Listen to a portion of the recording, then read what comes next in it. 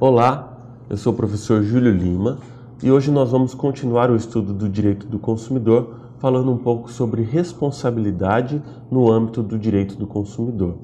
Quando nós falamos de responsabilidade, nós estamos falando sobre um dos assuntos mais importantes do direito, pois no âmbito das relações entre as pessoas é muito comum que as pessoas de certo modo causem prejuízos às outras.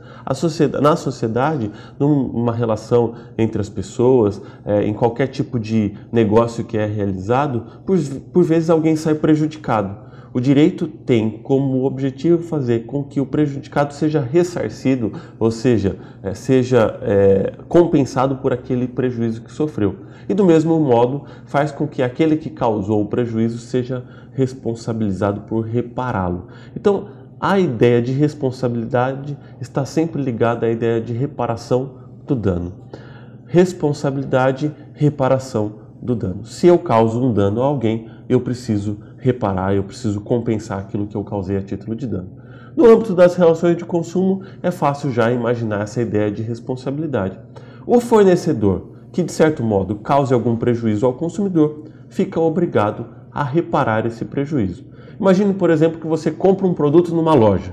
Você chega em casa, coloca na tomada e percebe que esse produto está com defeito. A empresa que vendeu esse produto, por certo, é responsável por reparar esse dano. A ideia de responsabilidade do direito do consumo, então, está muito ligada à questão de fazer com que o fornecedor responsabilize-se pelo produto ou pelo serviço prestado para o consumidor. No âmbito da responsabilidade civil, existem 3 elementos que precisam estar sempre presentes para que se configure a responsabilidade. Em outras palavras, se eu quero responsabilizar uma empresa por um produto ou por um serviço que ela me prestou, que tem algum vício ou algum defeito, eu preciso comprovar 3 importantes elementos. O primeiro elemento é comprovar que houve, de certo modo, alguma culpa por parte da empresa. Eu vou demonstrar que ela atuou com, a gente pode chamar isso de ato ilícito. Vou demonstrar que ela foi negligente, que ela foi imprudente, que ela foi imperita na hora de me prestar aquele produto ou aquele serviço. Quer dizer, ela me vendeu um conjunto de taças e essas taças estavam quebradas. Houve uma culpa dela de não ter verificado se essas taças estavam ou não adequadas antes de me entregar. Alguém vai me prestar um serviço e presta esse serviço de forma displicente, sem se preocupar em prestar o serviço de forma adequada. Ou seja, há uma culpa, há um ato ilícito por parte da empresa ao me fornecer esse produto ou esse serviço.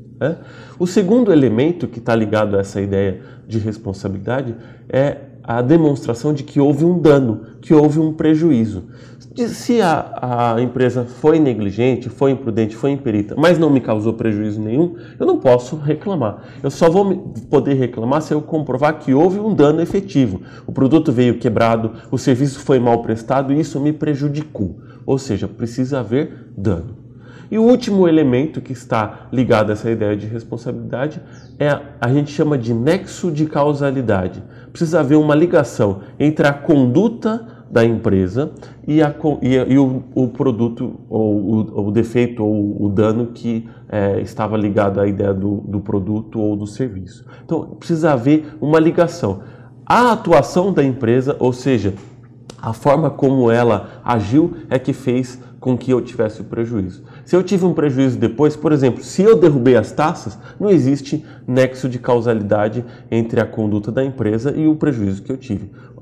Nesse caso, a culpa foi exclusiva minha, do consumidor. Então não há que se falar em responsabilidade. Então na responsabilidade eu tenho esses três elementos que são extremamente importantes. No caso das relações de consumo, é importante anotar que a empresa ela possui uma responsabilidade objetiva. A responsabilidade objetiva pressupõe que mesmo que a empresa não tenha uma culpa efetiva, ela é responsável por me ressarcir. Às vezes, eu não consigo comprovar que foi a empresa ou os funcionários da empresa que quebraram as taças ou que me forneceram um produto com algum defeito. Mas se ele chegou para mim com algum defeito, existe a responsabilidade objetiva, ou seja, mesmo que eu não comprove a culpa, ela é obrigada a me reparar. Então, no direito do consumidor, o fornecedor terá sempre uma responsabilidade objetiva, ou seja, independentemente de culpa. Basta que eu comprove a existência do dano, ou seja, do prejuízo. E comprove, é claro, que não sou eu o culpado por esse dano. Nessa ideia, para a empresa se defender, ela terá que demonstrar que há algumas hipóteses de excludente de responsabilidade.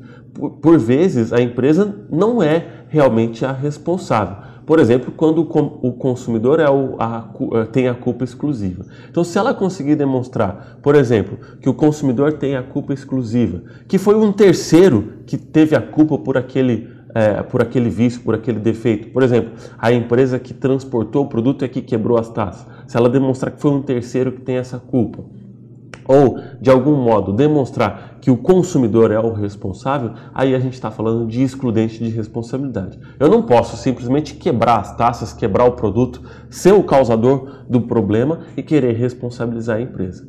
A responsabilidade objetiva pressupõe a ideia de que a empresa será responsável independentemente de culpa. Mas há limites, é claro, né? Nessas hipóteses de excludente de responsabilidade, ela não vai responder. Então, hoje nós trabalhamos um pouco com a ideia da responsabilidade no âmbito das relações de consumo. E vimos que o fornecedor será sim responsável sempre que causar um dano ao consumidor, mas lógico que com certos limites. Bons estudos!